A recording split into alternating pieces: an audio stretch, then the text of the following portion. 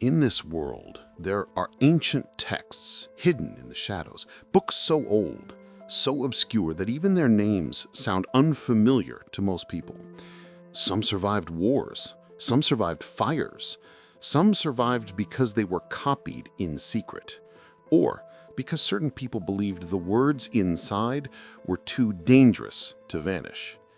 And today, we're opening one of the most controversial of them all. It's known as the Book of Enoch.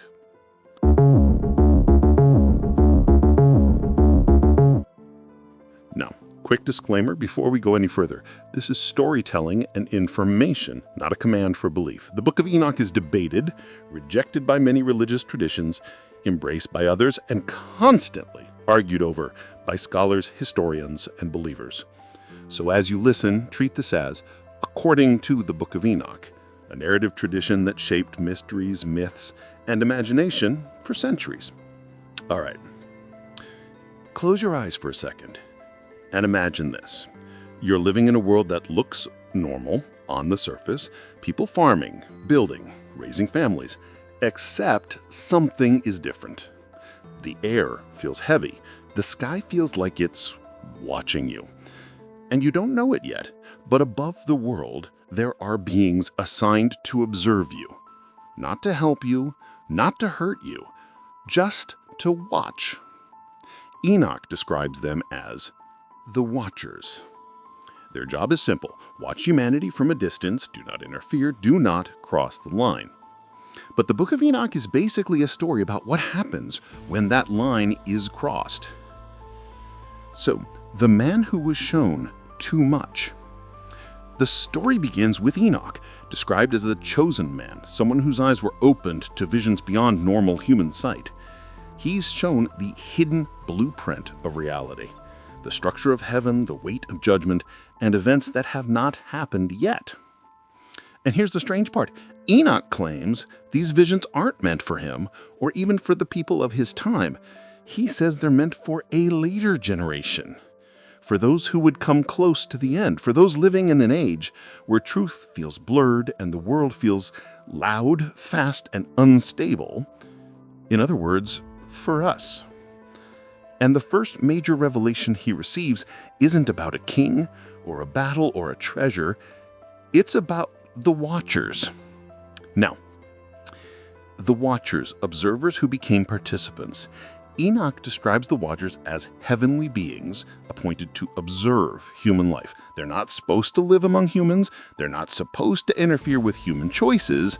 They are supposed to remain at a distance, witnesses, not players. But then a dangerous thought enters the story.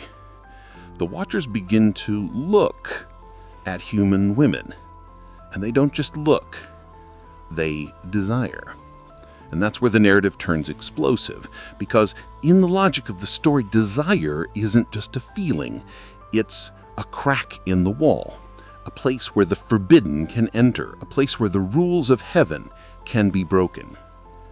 Their leader, often named Semja in many versions, hesitates. He warns them that if they go through with this, the consequences won't be small. He essentially says, if you go through with this, you may never be forgiven and I'll be punished for allowing it.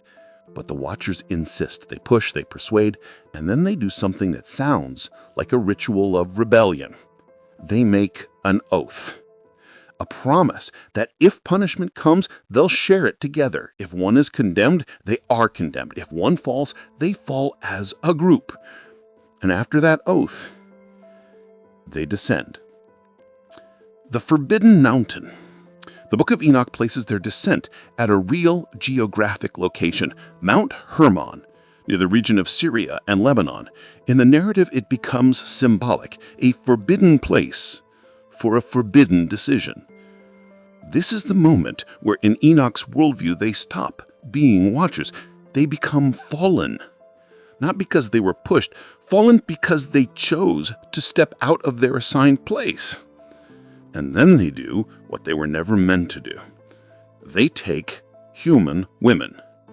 And from those unions, the story says, something unnatural is born. The Nephilim, when power has no limits. Enoch describes the children of the Watchers as the Nephilim, often portrayed as giants, beings of great physical power and terrifying appetite. And here's the key point of the story. The Nephilim don't just exist, they consume. They eat through human supplies, they drain the resources people worked for. And when there is nothing left, the narrative becomes even darker. They turn against humanity itself. The earth fills with violence. Fear becomes normal, death becomes common, and the world, in Enoch's telling, starts to look like a place that's losing its right to continue. But the Book of Enoch doesn't stop at violence, because the Watchers bring more than offspring. They bring knowledge. And this is one of the reasons the Book of Enoch fascinates people. It doesn't frame the Watchers as giving humanity only darkness. It frames them as giving humanity too much. They teach human skills that resemble civilization building. Metalworking, tools and weapons, jewelry and craftsmanship, cosmetics and adornment, observation of the skies, knowledge of seasons, stars, and time. And in this story, that knowledge changes humanity fast. But Enoch's message isn't knowledge is evil. It's deeper and honestly more frightening. Knowledge without wisdom becomes a multiplier. It multiplies whatever is inside the human heart. If the heart is pure, knowledge can build. If the heart is violent, knowledge makes violence more efficient. So in this narrative, as humans gain power and technique, they also gain new ways to harm each other. Weapons spread, pride spreads, manipulation spreads. It's as if the world becomes advanced and corrupted at the same time. And this is where Enoch's story feels like a warning that still hits today. Because haven't we seen this pattern? A new technology appears. It can heal or destroy. It can unite or control. And humanity always reaches for it before it fully understands the cost. In Enoch's world, that cost becomes unbearable. Heaven notices the report before the throne.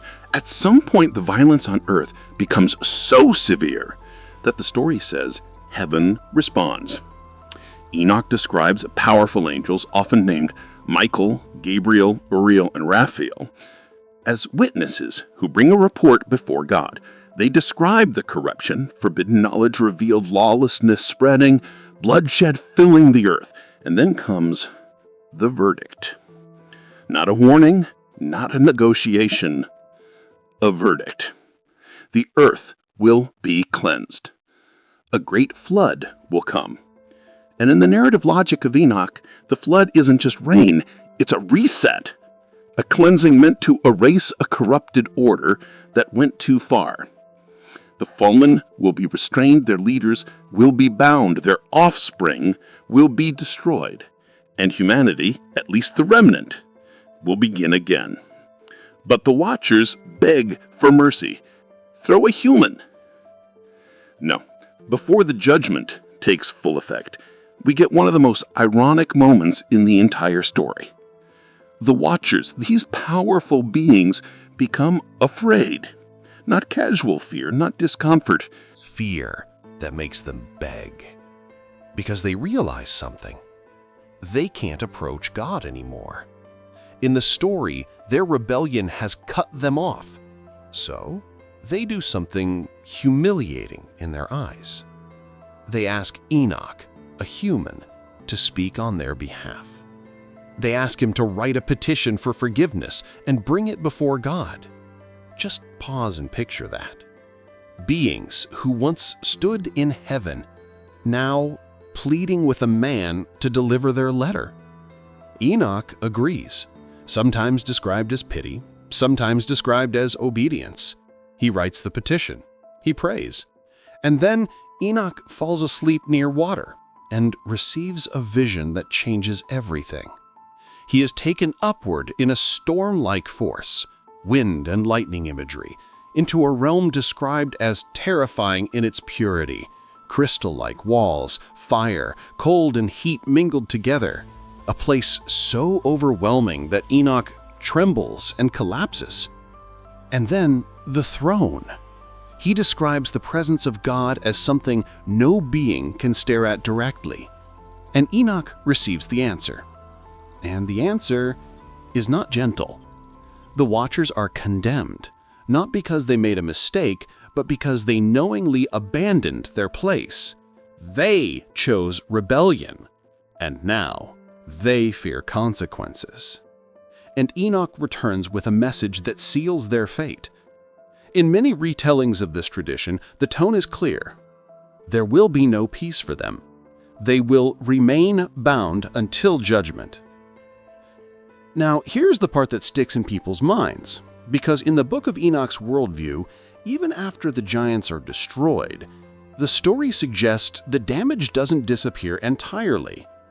The bodies can die, but something remains, a residue, an unseen after effect.